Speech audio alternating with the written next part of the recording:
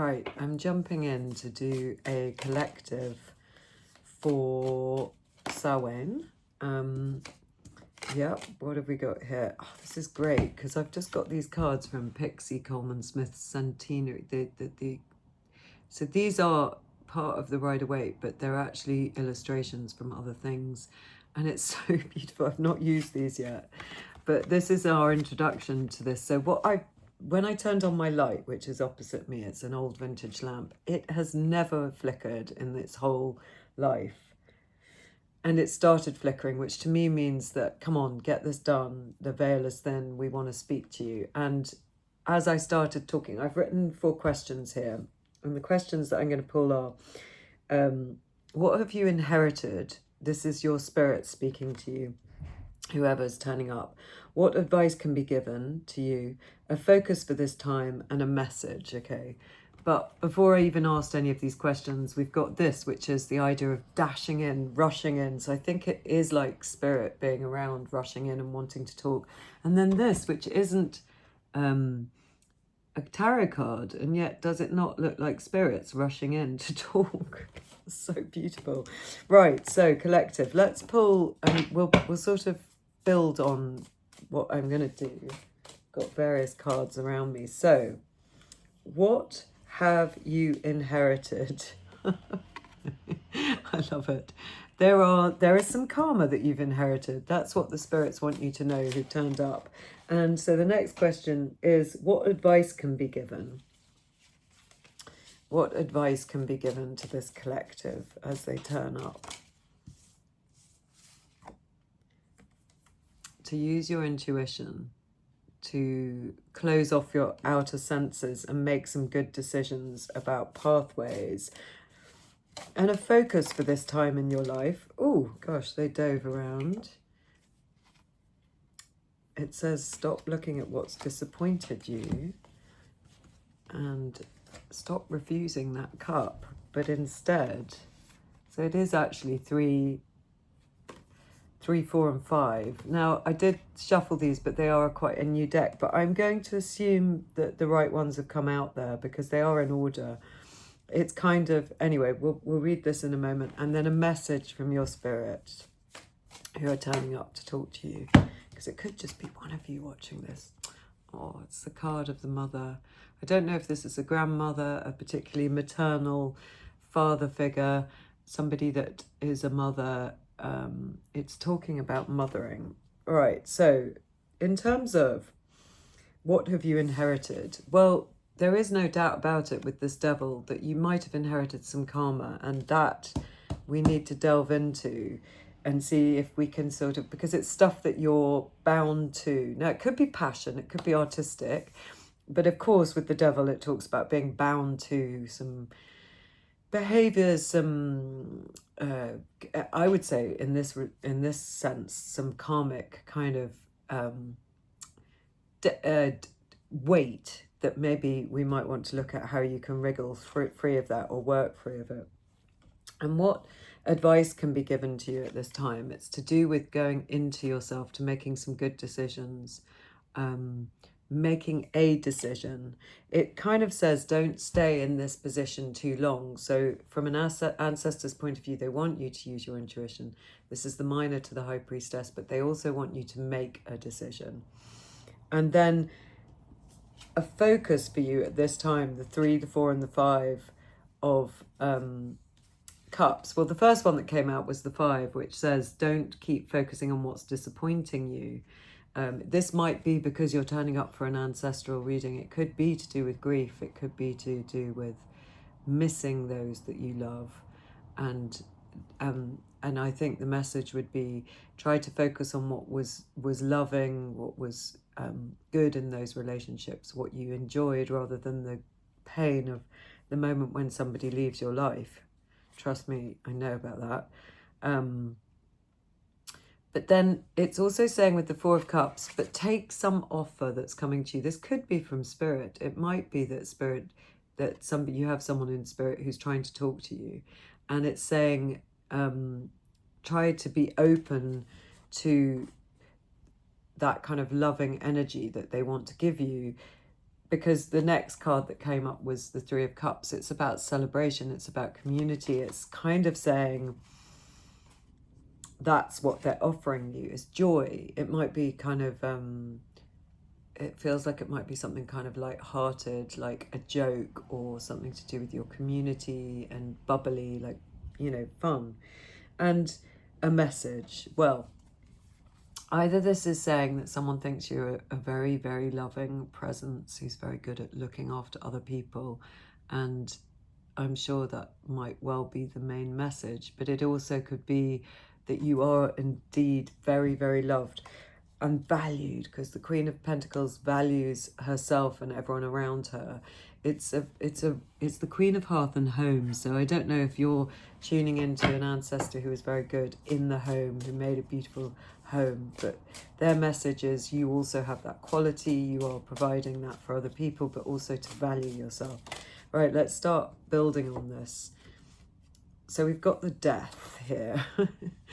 Yeah, I mean, in this case, it literally could be talking about, look at the, well, this is interesting in the Crow cards. It shows the spirit of the crow rising up from the body.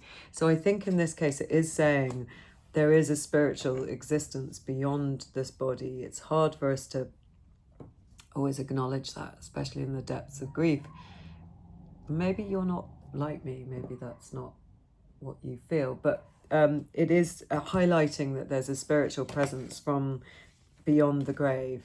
And I just want to ask a bit with the Crow cards, when it says what has this collective inherited, and we talk about the devil, is there a way of lessening the binds of any negative karma that has passed down? What would the advice be? Oh, a whole load of cards. Let's see what we've got. The Queen of Cups, the Seven of Swords, the Three of Swords, and the Wheel of Fortune. The Queen of Cups, the Seven of Swords, the Three of Swords, and the Wheel of Fortune. Well, look, with the Wheel of Fortune at the end, so here's our Queen of Cups. What do we see with her?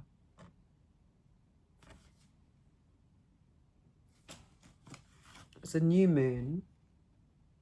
I'm seeing this whale at the bottom. That's what's really winking at me. This is like stories. The whales are the keepers of our stories in the sea. In a North American Indian sense, they kind of keep the deep mythic stories of humankind.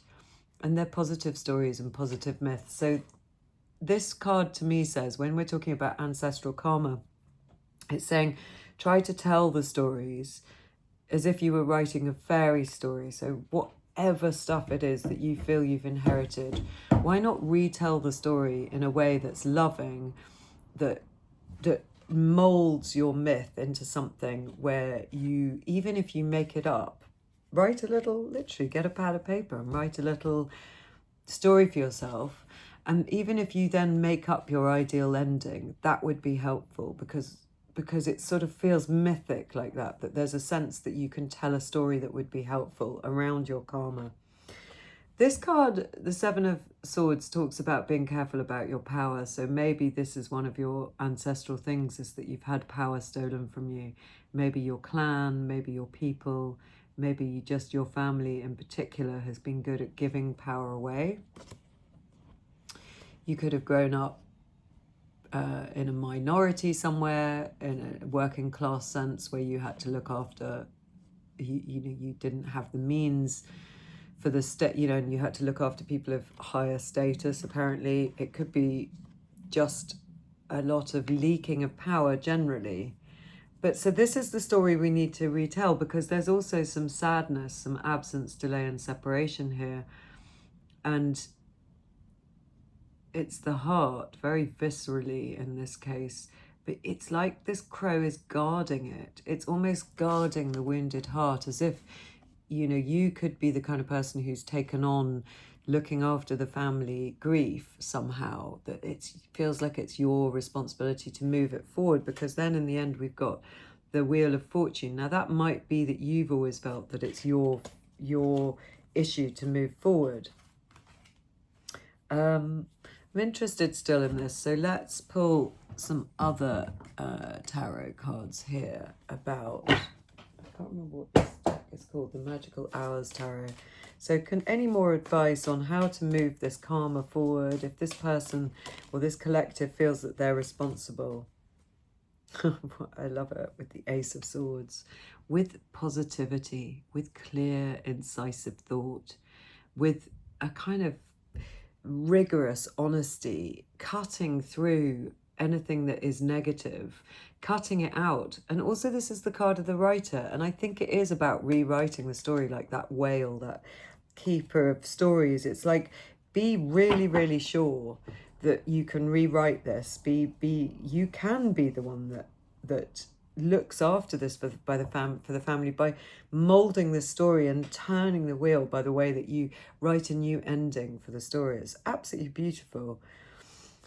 Then with this next question, what advice can be given, which was the Two of Swords. So build on that for us. What do we mean by the Two of Swords? Yeah, the Hangman. So with the Two of Swords, we say pick one of these, pick a direction, but also we can sometimes say, well, pick a third or a fourth direction. Maybe you haven't thought it through completely. And that's what this Hangman is saying to me. It's saying, see something from a completely different perspective. The ancestors are telling you to kind of close your eyes, go inward and make a new decision, pick a new path. But they've sort of, now we're talking about changing your perspective totally, in a sense. It might be something that slightly costs you, because you've really got to, it's only a coin that falls out of Odin's pocket and therefore yours, but you've got to be able to see things from a completely new perspective. Build on that. What advice, what is it that you'd like about this perspective? What is the fresh new perspective that you'd like this collective to have? Three of Wands. You're being asked to see further, to be more ambitious. Or is it the Two of Wands? Oh, it's the Five of Wands. Well, we love that. And I love this depiction of it. Sorry, my eyesight's getting so bad in the dark. Do you see? So this is the 1-5 that we absolutely love. And because it's Mars at its most healthy, because it's about competition, delighting, competing. It's a youthful energy. And here we've got these wonderful women standing in this sense of camaraderie, of kind of witchcraft, of a tribe of people that are defending their rights. That's what I see when I see this. They've got the spirits of the birds that can go between the worlds. They are in full power. That is what you're being asked to do. You're being asked to take the powerful, competitive, fighting for your own rights route. Build on that for us. What is that? What is there any other advice that you've got for this collective? The Queen of Cups again, and the Nine of Wands. So it is saying you need to defend yourself like these characters are. It's saying that from this leaking karmic sort of situation where some of your power has been given away, look, this is the positive way of defending yourself.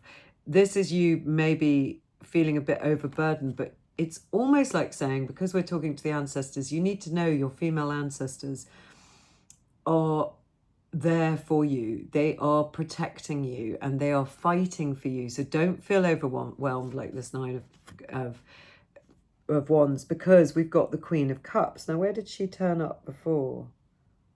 Oh, it was the Queen of Pentacles that we had before. I feel like we had the Queen of Cups. No. So it's the Queen of Pentacles.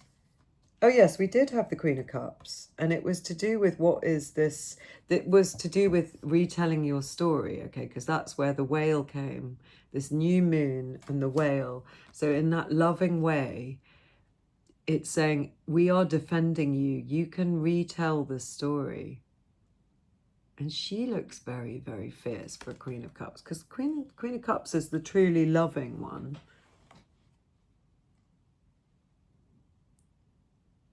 But she looks fierce. And what's that in the corner?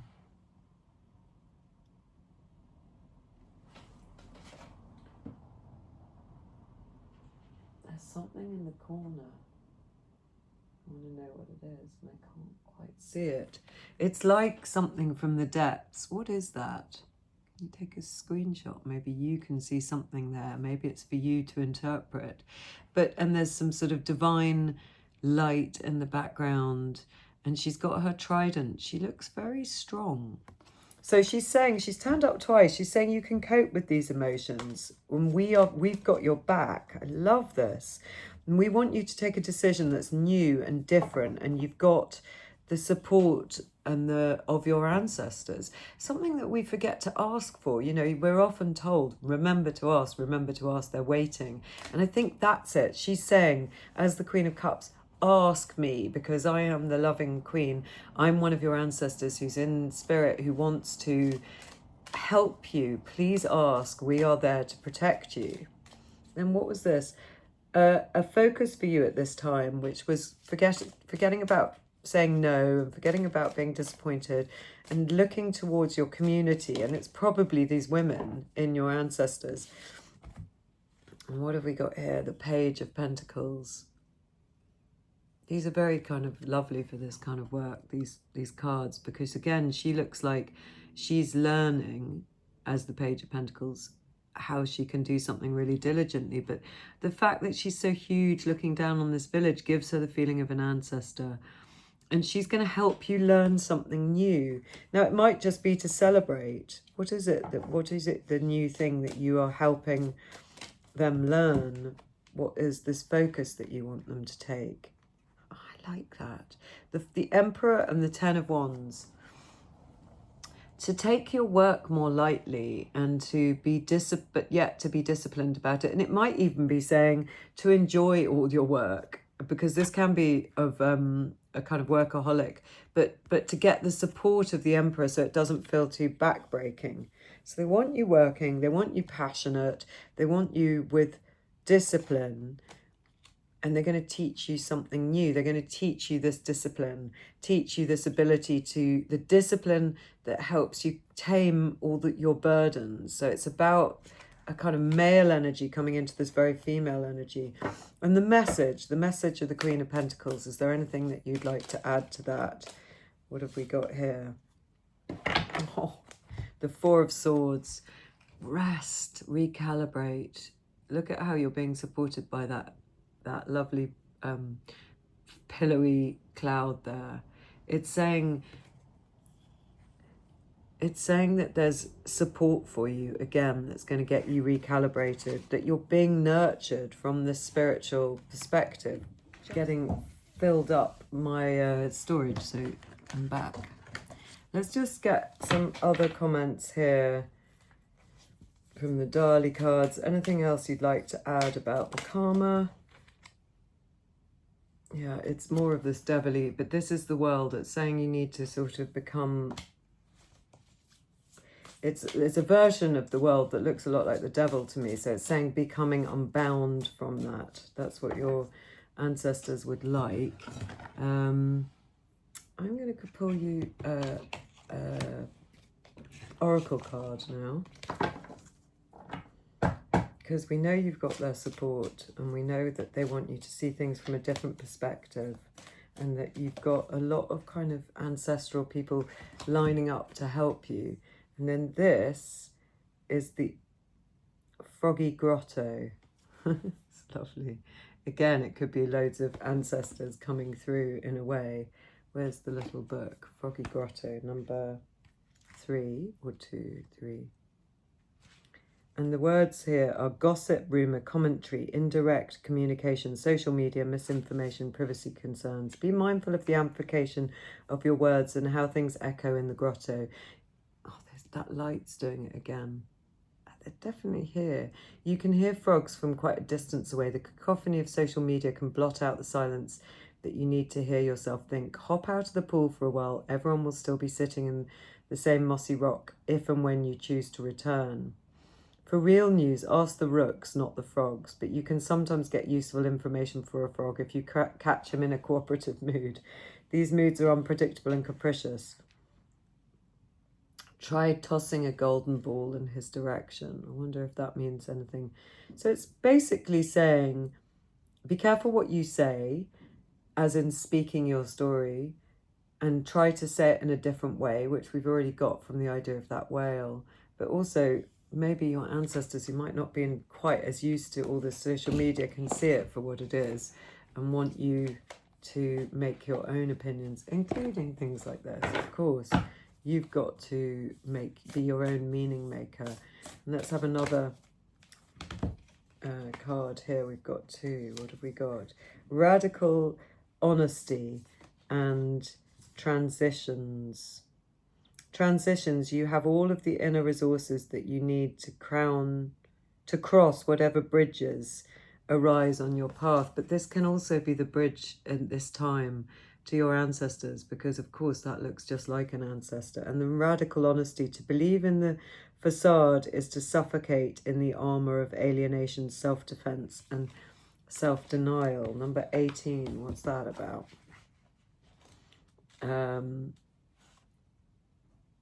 So, Mother's message. Consider your reality as a mirror reflecting all of yourself back to you. See yourself through the eyes of compassion and love. Make it a priority to experience yourself in authentic connection with others and feel your world transform into the joyful fulfillment of all that you have been fighting for, like those 5 wands, exactly. And this is the mother's view, like this mother's view. She wants you to see yourself with that kind of compassion and love. This ancestor or these ancestors want you to do that and fight for it. Know that every time you surrender to tumultuous feelings, you're releasing the heavy armor of deceits that you no longer are yours to carry. Let the uncomfortable emotion flow, like this is the Queen of Cups that keeps turning up. All of their unpleasantness completely through and out of you. Whenever you rise up in the well of your being, release them with self-love, acceptance and appreciation for what is no more. The path of radical honesty can only beget more honesty. Nobody, no matter how perfect they or their situation may be, is immune to the full spectrum of life. We all have pain, shadows, insecurities, battle scars, stories of shame and things we wish we'd handled with more grace. As you become increasingly transparent, you attract more authentic and like-minded people, and those of the lie fall away. That's really interesting. So it's that kind of love. That's how transformative this mother is. The mother warrior assures you that it's okay and not at all a failure or a flaw to experience disappointments, betrayals of the heart and confusion. Rather, this is what it is to be transparently and universally human.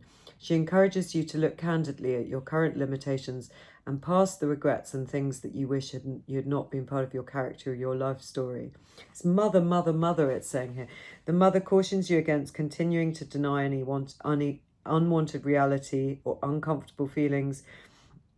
It's not okay to ignore what's not authentically you and creates unease or any kind of self-compromise or incongruity in your life. Denial seems easy and simple, but to maintain that armor or facade leads to a lifetime on the battlefield of perpetual deceit, manipulation, strategy, estrangement, and then things become harder and harder. So, while honesty can hurt and be brutal at the moment of disclosure, the acute pain is always temporary. And this might be this hanged man that is turning up for you. This is the kind of love that your mother figure or those kind of departed female figures are wanting to say to you. The releasing of the armor you've lived with for so long that has become part of you can hurt as it breaks away. So this is what you've inherited and what you're being asked to get rid of. Radical honesty is what you're being asked to do. Release with self-love. That's so beautiful. And then this other transitions, 37. This is so lovely. Says, Crone's message. Transitions are the blessings rarely recognized as such at the time.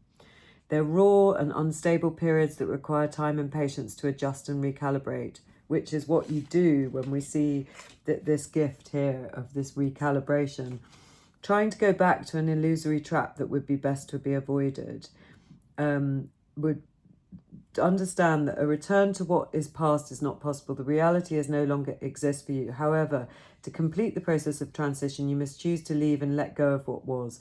Whatever this change or circumstance is, something that you have wanted, or whether that's or whether you've wanted this or not is irrelevant. You need to be the one who internally releases what was to truly enter into what is now. What was to truly enter into what is now. The sooner you own the departure and reconcile yourself with whatever the changes, the smoother and briefer your period of transition will be. That's amazing. Whether it's major or minor, the crone wishes to assure you that it's always okay for your period of transition to be messy, awkward, uncomfortable, and met with resistance. Be gentle with yourself as you find your new rhythm, routine, and way. It's helpful to reflect upon prior transitions and the wisdom gained from each, as well as to keep note of those going forward. Breaking with our former self. So this is what you're being asked to do, and you're being given really beautiful encouragement from this flickering light. I love it. From the crone, from the mother figures. It's really, really lovely. Is there anything else that we want to grab hold of at the end of these readings? Is there any other cards? I was looking for some Waite Calhoun, which are just here, just as a little bit of the surrealist artist at the end. She does these very impressionistic cards. Let's see, one final message before I get full again. Is there anything else from the ancestors that I know are here for this collective? King of Discs. So to go with your Queen of Discs, the Lord of wide and fertile land, the Lord of the spirits of the earth. It's kind of saying spirits are on earth at the moment, and it's saying that he's turning up to be with his Queen of Pentacles, to give you that kind of support, because we had the Emperor there as well. So you've got a lot of female support from the ancestors, but now it's just a little word from the male ancestors saying we're here too. It's the male and the female counterpart. We want security for you. We want high value. We want to look after you. And we want you to face realities and go through these transitions easily. This is really beautiful. I hope it's been helpful. What's the flickering saying? Can you see it? It's flickering. Do you want one or two more? Let's just see some last messages from Spirit.